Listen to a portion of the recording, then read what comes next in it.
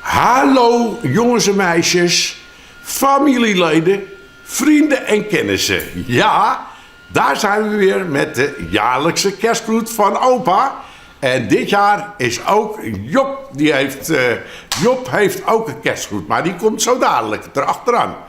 Ik wens jullie hele fijne kerstdagen en een voorspoedig 2017. En ik zou maar zeggen, veel gezondheid, tot ziens en maak er een leuk jaar van. Dag, de kerstman.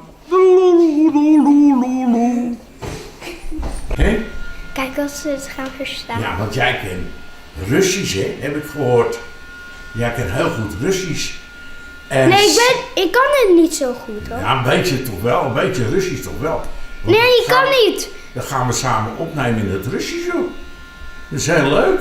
Maar ik heb nog nooit Russisch gepraat.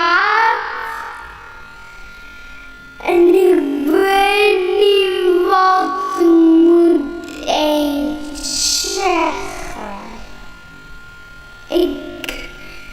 Ik ben niet goed in Russisch. Dan zal ik je helpen, goed? Heel leuk, jongen, dan lach je eigenlijk goed. Nou, zeg het eventjes. Ik wens jullie hele fijne kerstdagen in het Russisch. Daar komt ie. 1, 2, 3.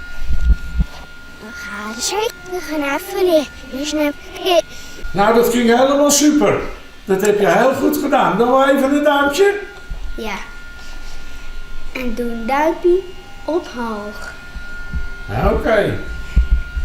Vind je het leuk? Doe dan een blauw duimpje omhoog. En doe wel een like, want dat vinden we leuk. Doei duimpje. Bye.